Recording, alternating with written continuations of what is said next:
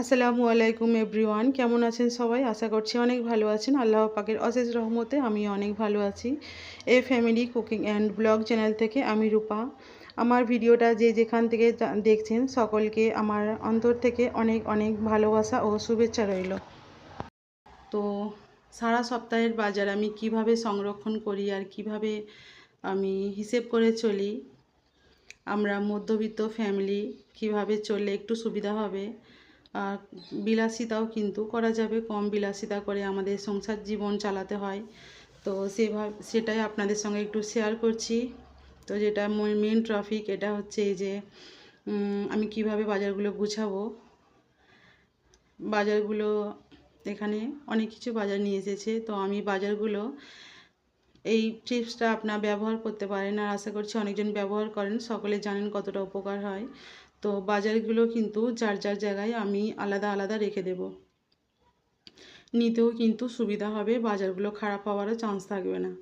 আর এখানে পেয়ারা নিয়ে এসেছে, এখন পেয়ারা সিজন চলছে আমরা সবাই জানি। তো এখানে 2 দিন আগে পেয়ারা নিয়ে এসেছিলো, তো সেই কারণে আজকে 500 নিয়ে এসেছে। এটা রবিবার সকাল বললাম, তো বাচ্চাদেরকে সকলকে দিয়ে দিয়েছি, ওরা ধুয়ে নিয়ে একটা করে খেয়ে নিচ্ছে। তো এটা রেখে দিয়েছি আবার। আর এই যে পাকা পেঁপে নিয়ে এসেছে। তো সবজির বাজার আমি এক একটা চুবড়িতে রেখে দেখছি কোনটা কিসে ধরে। আর আমার সবজি রাখার চুবড়িগুলো নষ্ট হয়ে গেছে 2-3টে, আমি দেখি চেষ্টা করে কিনে নেব, নাহলে আমার নিজের অসুবিধা হচ্ছে।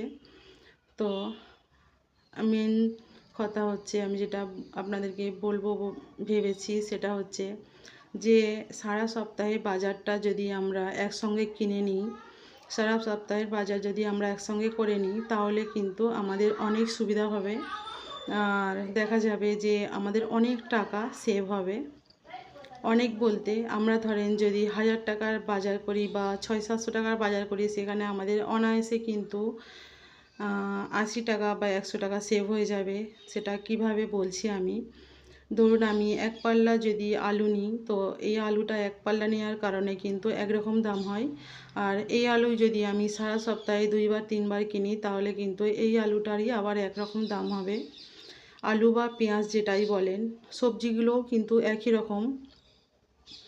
আমরা যখন একটা 1 কিলো সবজি কিনি, 1 কিলো সবজিটার দামটা একরকম হয়, আর আবার 500 সবজির দামও কিন্তু আর এক রকম হয়।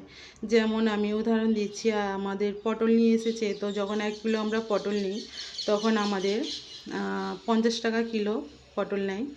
আর যখন যেরকম দাম থাকে আর কি, আমি বলছি আমাদের এখন যেটা দাম যাচ্ছে, তো 1 কিলো পটল নিয়ে এসেছিলো এর আগে, তখন কিন্তু 50 টাকা নিয়ে এসেছিলো 50 টাকার। আজকে নিয়ে এসেছে এটা হাফ কিলো পটল, তো আজকে কিন্তু 30 টাকা নিয়েছে।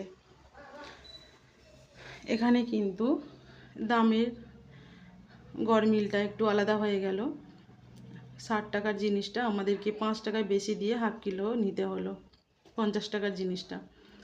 তো এখানে এই বুঝতেই পারছি আমরা যে এখানে আমরা একসঙ্গে বাজার করলে এই পয়সাটা কিন্তু আমাদের সেভ হয়। আর একটা জিনিস যেটা সেভ হয় সেটা হচ্ছে বারবার বাজারেও যেতে হয় না। আর বারবার বাজারে গেলে আমাদের মধ্যবিত্ত ফ্যামিলি যাদের বুঝে চলতে হয়, কোনো কিছু জিনিস নিতে গেলে বারবার বুঝতে হয়, না হলে কিন্তু এই ভোগান্তিটা নিজেদেরই হয়। তো সেটা হচ্ছে আমরা বারবার বাজারে গেলে কিন্তু আমরা মানুষ, আর সকলের কিন্তু অনেক শখ। দেখা যায় যে কোনো একটা ভালো জিনিস, খাবার জিনিসই বলেন বা প্রয়োজনীয় জিনিসই বলেন, তো দেখা যায় নিয়ে নিই। তো বারবার গেলে বারবার কোনো একটা জিনিস নিলে কিন্তু এখানেও আমাদের দেখা যায় ঘাটতি দেখা যায় টাকা পয়সার। আর মাসেই বলেন বা সপ্তাহের শেষের দিকেই বলেন, কিন্তু টান পড়ে। একসঙ্গে বাজারটা করে নিলে যেভাবে আমার গুছিয়ে রাখারও সমস্যাটা কমে যায়, বাজারে যাওয়ারও কোনো ঝামেলা থাকে না। আর আর যেটা হয় যে সারা সপ্তাহের বাজারটা আমি ঘরে রাখলে আমি ভেবে চিন্তে রাখতে পারি যে আমি কোনটা কবে রান্না করব বা কোনটা কখন রান্না করব। হ্যাঁ, এভাবে করে আমার কিন্তু অনেক সুবিধা হয়। আর এখানে মাংস নিয়ে এসেছে, এটা আমার সারা সপ্তাহের গরুর মাংস। তো আজকে রবিবার, আজকে কিছুটা রান্না করব, আবারও এমনভাবে রেখে দেব যাতে আবার 2-3 দিন আমি সবজি দিয়ে রান্না করতে পারি। আর আমরা তো বাঙালি, সবাই সবজি দিয়ে মাংস রান্না খেতে অনেক ভালোবাসি। আর অনেক ধরনেরই সবজি পাওয়া যায়, যেগুলো মাংস দিয়ে অনেক ভালো লাগে। তো এই যে এটা রবিবারে বাজারটা আমি গুছিয়ে নিয়েছি। আর এটা হচ্ছে পেঁপে, আর ফলমূলটা কিন্তু বাজারের সঙ্গে কিনে নিয়েছি। ফলমূলটা এমন একটা জিনিস, এটা কিন্তু শখও থাকে আবার প্রয়োজনও থাকে। আমরা মধ্যবিত্ত ফ্যামিলির মানুষ, সবসময় শখ করলে সব জিনিসটা কিনতে পারি না, আর না খেলেও কিন্তু চলবে না। তো আমরা যদি কিছু ফলমূল আমাদের সপ্তাহের বাজারের সঙ্গে একসঙ্গে কিনে নিই, তাহলে কিন্তু আমরা বুঝতে পারবো যে আমার কত টাকা খরচ হলো, বা মাঝখানে আবারও আমি কিছু প্রয়োজনে কিনতে পারবো কি না। আর যদি আমরা বাজার করে কিছু টাকা পয়সা সংরক্ষণ করতে চাই, তাহলে কিন্তু আমাদের এই যে বাজার হাট সারা সপ্তাহে করা হয়ে গেছে, এখন আমাদের কাছে কত টাকা আছে আর কত টাকা আমাকে মাঝখানে কিনতে হবে, এই চিন্তা করে আমি একটা উদাহরণ দিচ্ছি। যদি 1000 টাকা আমি রাখি, যে 1000 টাকা আমার সারা সপ্তাহের জন্য রাখতে হবে, তো এইখান থেকে চাইলে আমি, আমার কথা বলছি, আমি অনায়াসে 200 টাকা রেখে দিতে পারবো। আর আমাকে কিন্তু পয়সাটা আগে রাখতে হবে। আমি যদি মনে করি যে সারা সপ্তাহ খরচ করি, তারপর দেখা যাবে সপ্তাহের শেষে আমার কাছে যত টাকা বাঁচবে আমি ওটাই সংরক্ষণ করব, তাহলে কিন্তু কখনোই হবে না। কারণ আমরা সবাইয়ের মনে অনেক শখ, আর আজকাল বাজারে গেলেই শখের থেকেও বেশি মানুষের দেখে কিনতে ইচ্ছে করে। তো আমার তো এরকমই হয়। তো সেই কারণে আমি যদি আগে থেকেই 200 টাকা সংরক্ষণ করে রাখি, তাহলে আমি বুঝবো যে আমার কাছে 800 টাকা আছে, এতেই আমার চলতে হবে। তো অনেক সময় দেখা যায় আমাদের কোনো জিনিস প্রয়োজন না থাকলেও সেটা কিন্তু শখের জন্য কেনা হয়ে যায়। তো এইভাবে চললে কিন্তু চলবে না। তো এই টিপসটা ব্যবহার করে দেখতে পারেন। আমি কিন্তু অনেক জ্ঞানী মানুষ না, আমি যেভাবে চলি আমি সেটাই বলছি আপনাদেরকে, হয়তো আপনাদেরও কাজে আসতে পারে। তো এটা হচ্ছে সোমবার সকালে, এটা হচ্ছে আমাদের বাঙালি সবজি, যেটা এখানে সবসময় রেগুলার পাওয়া যায় না, এটা সোমবারে হাটবারে একদিন পাওয়া যায়। তো কালকে রবিবারে দেখলেন আদা নিয়ে এসেছিলো, লেবু নিয়ে এসেছিলো, তো আজকে আবারও নিয়ে এসেছে কিছুটা।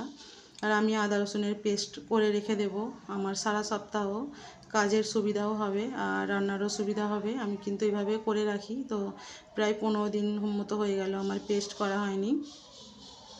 আর এখানে কুমড়ো, পটল আর কচু আর কাঁচা কলা নিয়ে এসেছে। এটা হচ্ছে এখানকার একটা শপেই পাওয়া যায়, যেটা বাঙালিদের জন্য নিয়ে আসে, সেটা কিন্তু সারা সপ্তাহ আর পাওয়া যায় না। এই বাজারগুলো এখানকার মানুষ খায় না, তো সেই জন্য পাওয়া যায় না। আর বাঙালিদের তো এগুলো প্রিয় সবজি, আর এগুলো আমি একই রকমভাবে সংরক্ষণ করে নেব। আর এখানে শাক নিয়ে এসেছিলো, শাকটা আজকে আমি বেছে নিয়েছি রান্না করার জন্য। তো আজ আমি কুমড়ো দিয়ে মাংস দিয়ে রান্না করব। আর লোটে শাক নিয়ে এসেছিলো, সেটাও আলু দিয়ে রান্না করব। তো এইভাবে করে আমি সবজিগুলো সব গুছিয়ে নিয়েছি। আর এখানে কুমড়োর দানা রেখেছি। দেখি, আমি একটা ভালো জিনিস করার চিন্তা ভাবনা করেছি, তো আমি প্রথমবার করব, যদি করি আপনাদের সঙ্গে শেয়ার করব। তো আজকের মতো এখানেই বিদায় নিচ্ছি। আসসালামু আলাইকুম, আল্লাহ হাফেজ।